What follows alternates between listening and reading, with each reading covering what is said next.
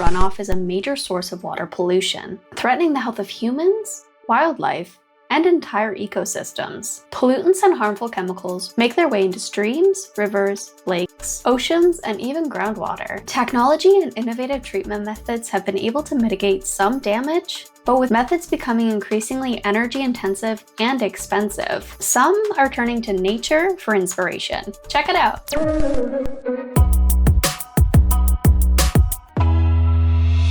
Enter constructed wetlands, and they're exactly what they sound like. Natural wetlands are often described as Earth's kidneys due to their incredible ability to filter pollutants from flowing water on its way to lakes, oceans, and other aquatic environments. Engineers and scientists have utilized these abilities to construct systems that replicate nature.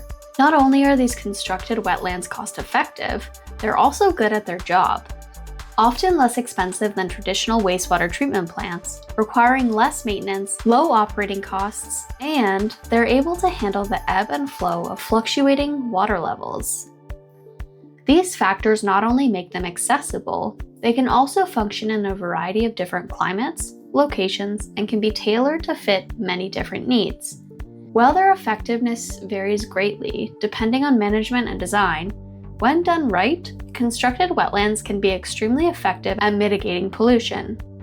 In addition, they offer wildlife habitats, flood control, and restoration of water oxygen levels. Vegetation type, flow rate, evaporation rates, pollution load, along with other factors all play a crucial part in affecting constructed wetlands' function and filtering ability.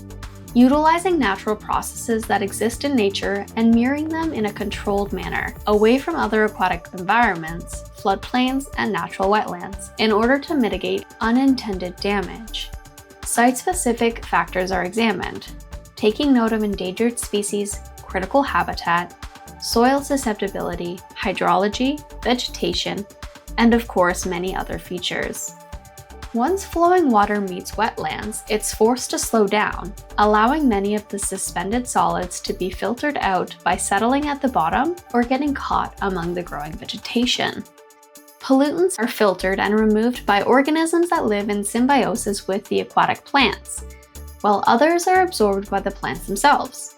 Common nutrients that are culprits of stormwater and agricultural runoff, such as nitrogen and phosphorus, are absorbed by special ground media and wetland soils, where they're further taken up by microorganisms and wetland plants, converted to nitrate and ammonium by microbes, releasing some gas into the atmosphere and providing necessary elements for plant growth. Because constructed wetlands are dynamic, ever-changing environments, just like their natural counterparts, they can be difficult to study and optimize.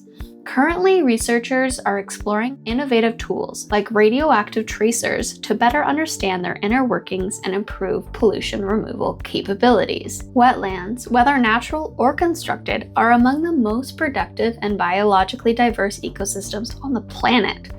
By learning from nature and applying its principles in thoughtful, intentional ways, we can tackle pollution while restoring balance to our environment.